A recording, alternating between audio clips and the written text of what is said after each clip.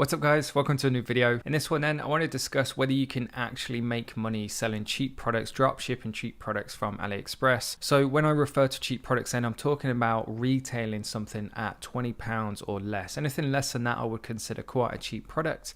And today we're going to be looking at whether you can actually make a profit doing so. Now, the reason for what gave me the idea for this video then is because I speak to quite a lot of people, especially beginners. A lot of people seem to be making the same mistake of sticking to really cheap products. Certainly when I first started dropshipping, so we're talking nearly 4 years ago now, as with anything, or certainly in my case, when I went into something, I didn't really necessarily have the confidence or belief that people would spend their money with me and actually buy one of my products. So I personally stuck to really cheap products too.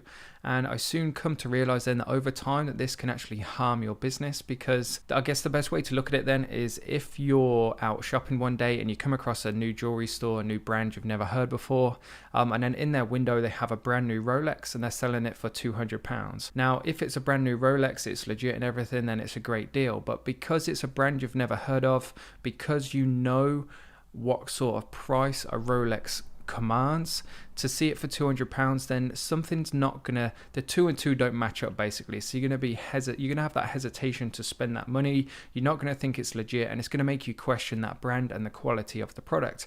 And the same goes for your Shopify store too. If all you have on your Shopify store is a lot of really cheap products under £20, then people immediately, because they don't know your brand, they don't know your name, what you're all about, etc., they're immediately gonna question the quality of your products and the professionalism of your store. So it can harm your brand, it can harm your reputation, and as a result it can harm how much money people spend with you. So in this video then, we're going to be looking at a couple of product examples, breaking down the numbers of just how difficult, finding out how difficult or just how easy it is to sell products in a certain price bracket. And we're also going to be talking about the different changes over the past few years. So like I mentioned earlier, I started dropshipping 3.5 years ago now, and Facebook ads especially, so that's what I focus on, have completely changed in terms of the amount of competition and how expensive your data is now in comparison. Taking that into account as well, this should affect how you select your products, and that's what we're going to be discussing today. So before we jump into the first topic I want to discuss, I just want to very quickly say thanks very much for tuning in. I hope you do enjoy this video. If you do, please do make sure you let me know by hitting that like button. I am uploading 4 videos every single week now as well, so if you enjoy the content, please do make sure you subscribe so you don't miss any future videos. And that being said then guys, thanks again for tuning in, and let's get into the first topic, which is going to be Facebook ad competition. So I'll put some screenshots up on the screen now so you can see. This isn't just my opinion, this is a fact. So when I started advertising back in 2016, there were approximately 3 million people advertising on Facebook. Today, well, not even today, this was I think Q1 of 2019, it was reported there's over 7 million. So it's more than doubled, and in that time the amount of users on Facebook hasn't doubled. So what that essentially means is that there's more people competing for a smaller space, and as a result then it just makes your data more expensive. So your CPM's more expensive, and as a result your cost per click is going to be more expensive, your cost per purchases, everything is going to cost you more essentially. So what that means in return then is that the products we sell have to be a bit more expensive to essentially increase that margin so that we can afford to run Facebook ads. To give you an example then of the effect of this, I've documented this in previous videos in depth, so I won't go into too much detail now, but the first product that took off for me then was the LED dot color. I used to sell them for £10. You can go into my old Shopify store and see that, and I'll put a screenshot up from my ad account from back then, and I could comfortably achieve purchases, again I'll put a screenshot up of about £3, £4 or £5, and therefore I could sell those cheap products and still make a profit. Now a year later then, as summer passed where there wasn't a demand for that product, the next season that came around and I tried to sell them, I just couldn't do it. It changed that much in a year that I had to completely change the version of the product to make it a more quality, expensive product to increase that margin so I could afford to pay up to £10 cost per purchase as well. Now there are other things you can do and implement to your store to increase your profit margins, to bring up your average order values, which we'll be discussing at the end of the video. But my recommendation then for all new people, for all beginners getting into dropshipping, is to choose products that will give you at least £15 worth of margin. So if a product costs you £5 delivered, that's including delivery, e-pack, etc., then it's a product you need to be able to sell for at least £20, and that will give you enough room then to kind of play around with and hopefully make a profit on the front end as well. And that kind of brings me on to my next point then, which is the perceived value of an item. So essentially what a perceived value is when somebody sees a particular product, then it's of different value to different people. And the cheaper you go with your product range, then the easier it is for people to guess how much an item like that would cost. So for example, then selling the LED dog collars, because there weren't a lot of technology involved, there weren't particularly high quality materials, people could easily look at that and think, that's probably worth about £5-10. I'm going to pay no more than that. Whereas if you have a more expensive item where it might be battery powered, there might be certain different functionalities involved with it, or it could significantly increase the quality of somebody's life or solve a problem, then if it's a valuable problem or it can make somebody's life better, then it doesn't really matter about the material so much, because it's about what it can do for a person.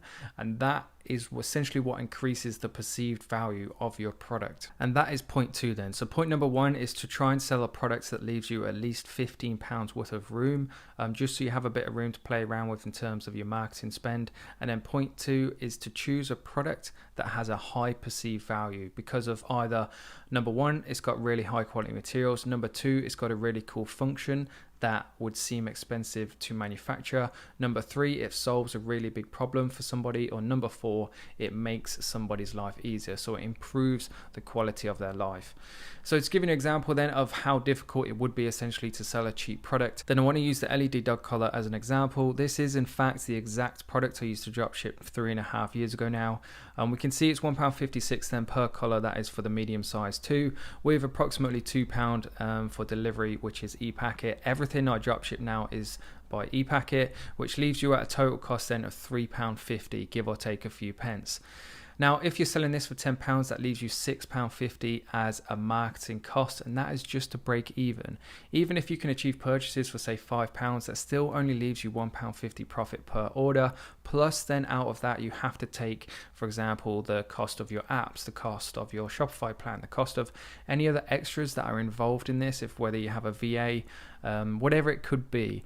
Now, if you get to the point where you're doing over 85 grand in revenue in a 12-month period, then you have to take VAT off that too. So that £10 per order comes down to £8, which minus your product cost of £3.50, that leaves you £4.50 that you have to achieve as a cost per purchase just to break even. And that is crazy cheap, and you may be able to achieve that, but me personally, I'm operating at around the £10 mark.